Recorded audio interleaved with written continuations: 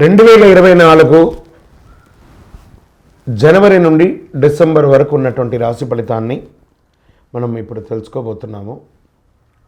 జ్యోతిష్ శాస్త్రం అనేది ఒక గణితపూరితమైనటువంటి ఒక శాస్త్రం. ఏ గ్రహాలు ఎక్కడ ఉన్నాయి, ఏ స్థితిలో ఉన్నాయి, ఆ గ్రహాల యొక్క స్థితిగతిని బట్టి ఆ రాశి యొక్క మార్పులలో జరుగుతున్నటువంటి ఆ రాశుల యొక్క గ్రహాలన్నీ కూడా మార్పడం వల్ల ఆ రాశికి కలుగుతున్నటువంటి శుభాశుభ ఫలితాలన్నీ కూడా నిర్ణయించడం జరుగుతుంది.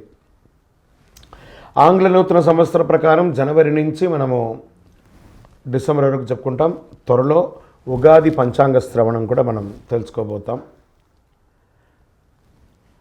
ఈ సంవత్సరం ఏ రాశి వారికి బాగా ఉంది, ఏ రాశి వారికి ఎలా ఇబ్బందిగా ఏమైనా ఉన్నాయా అవన్నీ తెలుసుకోవడం కంటే కూడా నా రాశి ఈసారి చాలా బాగుంటుంది అని చెప్పి నూతన సంవత్సరం రోజు ఒక సంకల్పం తీసుకోండి. గోచార గ్రహస్థితులను దృష్టిలో పెట్టుకొని చెప్పడం జరుగుతుందండి. ఇది మీ యొక్క వ్యక్తిగత జాతకానికి సుమారుగా ఒక 30 నుంచి 40% మాత్రమే నేను చెప్పేది మీకు వర్తిస్తుంది. బాగా గుర్తించాలి. జాతకం, జ్యోతిష్యం పడుతున్న వర్షానికి ఒక గొడుగే కానీ జాతకం జీవితం కాదు. మీరు ఏదైతే వృత్తి చేస్తారో, మీరు ఏదైతే మీ జీవితంలో ముందుకు తీసుకొని వెళ్తారో అదే మిమ్మల్ని కాపాడుతుంది, కానీ జ్యోతిష్యం కాపాడదు. బాగా గుర్తుపెట్టుకోండి. జ్యోతిష్యం ఒక రిఫ్రెష్ బటన్ లాగా మాత్రమే. కంప్యూటర్లో రైట్ క్లిక్ చేస్తే ఎలా రిఫ్రెష్లో ఉంటుందో అలా రిఫ్రెష్ చేయడానికి కోసం మాత్రం ఉన్న ఒక చిన్న పరిక్రమ మాత్రమే ఇది. అందుకని జ్యోతిష్యం జీవితం కాదు. మళ్ళీ ప్రతి ఒక్కళ్ళు కూడాను మీ యొక్క సంపూర్ణ జాతకం తెలుసుకోవడానికి కోసం మీ పరిసర ప్రాంతాల్లో ఉన్నటువంటి సద్గురువుల్ని సంప్రదించండి, జ్యోతిషాస్త్ర నిపుణుల్ని సంప్రదించండి. వారిని గౌరవిస్తూ వారి ద్వారా తెలుసుకోండి. లేదా మా ఛానల్ ద్వారా మీరు తెలుసుకోవాలి అని అనుకుంటే ఈ కింద ఉన్నటువంటి మా నంబర్కి వాట్సప్ మాత్రమే చేయాలి. బాగా చెప్తున్నాను, కాల్ చేస్తే లేపమండి. వాట్సప్ మాత్రమే చేయాలి. వాట్సప్ చేసిన తర్వాత మేము రిప్లై ఇచ్చిన తర్వాత అప్పుడు కాల్ చేయొచ్చండి. మేము రిప్లై ఇవ్వకుండా మీరు కాల్ చేస్తే కాల్ లేపబడదు. మళ్ళీ చెప్తున్నాను, 20 సంవత్సరాల లోపు 21 సంవత్సరాల లోపు ఉన్నవాళ్ళు ఖచ్చితంగా విద్యార్థులు అడగకూడదు. విద్యార్థులు చదువుకొని పైకి రావాలి అంతే. విద్యార్థులు 21 సంవత్సరాల లోపు ఎవరు అడిగినా ఖచ్చితంగా వాళ్ళకి జాతకం చెప్పబడదు. మరియు ఇల్లీగల్ అఫైర్స్, ఆర్థిక సమస్యల గురించి అడిగితే ఖచ్చితంగా చెప్పబడదు. మీరు అప్పులో లేకపోతే ఇంకోటి ఇబ్బందులో పడితే వ్యాపారమో ఉద్యోగం చేసి తీర్చుకోండి, కానీ జాతకం తెలుసుకోవడం వల్ల తీరుతుంది మాత్రం అనుకోవద్దు. ఇల్లీగల్ అఫైర్స్ ఖచ్చితంగా చెప్పనండి. బాగా గుర్తుపెట్టుకొని చెప్పడం జరగదు.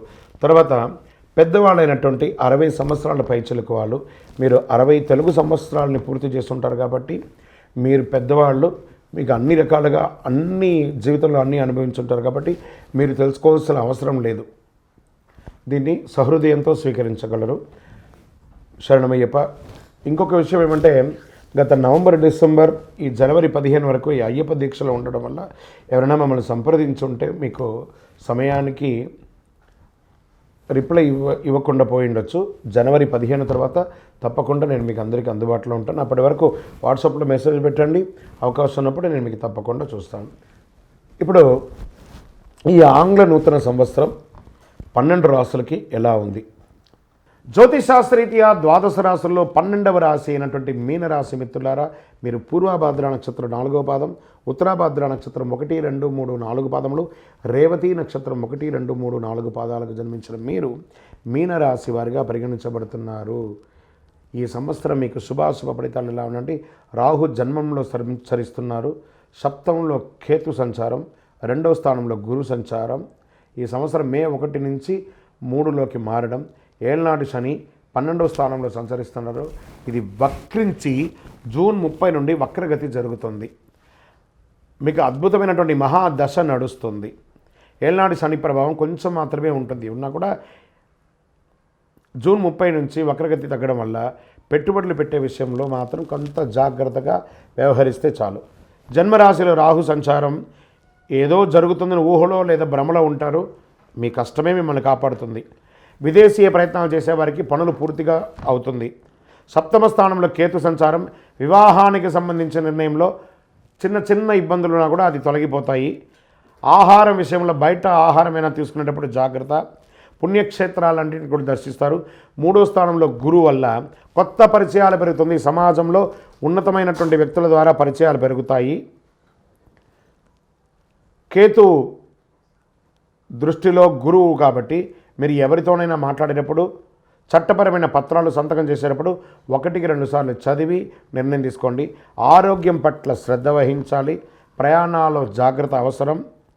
ఉదర సంబంధిత సమస్యలు వచ్చే అవకాశాలు ఉన్నాయి. వెన్నెముకకు సంబంధించిన ఇబ్బందులు పడే అవకాశాలు ఉన్నాయి. విద్యార్థులకి కాస్త మిశ్రమంగా ఉన్నా యోగిస్తారు. వ్యాపారస్తులకి కొత్త ప్రయత్నాలు కూడా చేసే అవకాశాలు ఉన్నాయి. ఎదుటి వారితో మాట్లాడేటప్పుడు చాలా జాగ్రత్తగా మాట్లాడండి.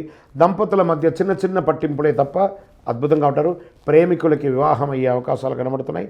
విదేశాలకి వెళ్ళాలనుకున్న వాళ్ళకి యోగం, ఎలక్ట్రానిక్ ప్రింటింగ్ అన్ని వాళ్ళకి యోగం, వ్యవసాయదారులకి చాలా యోగం అని కూడా చెప్పచ్చు. ఇంకనూ సకల దోషాలు తొలగి ఆనందంగా ఉండడానికి నవమూలిక సిద్ధ ధూపంతో ధూపం వేయండి. మీ యొక్క వ్యక్తిగత జాతకం తెలుసుకోవడానికి కింది నంబర్లో ఉన్నటువంటి నెంబర్కి మీ పేరు, date of birth, time of birth, place of birth WhatsApp చేయండి. విజయోస్తు.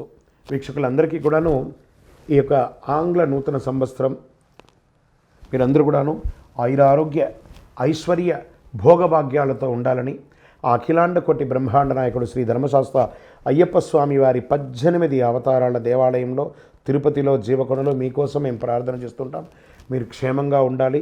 మీరు తిరుపతికి వచ్చినప్పుడు మన యొక్క దేవాలయం అయ్యప్ప స్వామి వారి 18 అవతారాల దేవాలయాన్ని దర్శించుకోండి. రైల్వే స్టేషన్ నుండి బస్టాండ్ నుండి ఒక 3 కిలోమీటర్ దూరంలో ఉంటుంది. అయ్యప్ప స్వామి వారికి 18 అవతారాల దేవాలయం ఎక్కడా లేదు.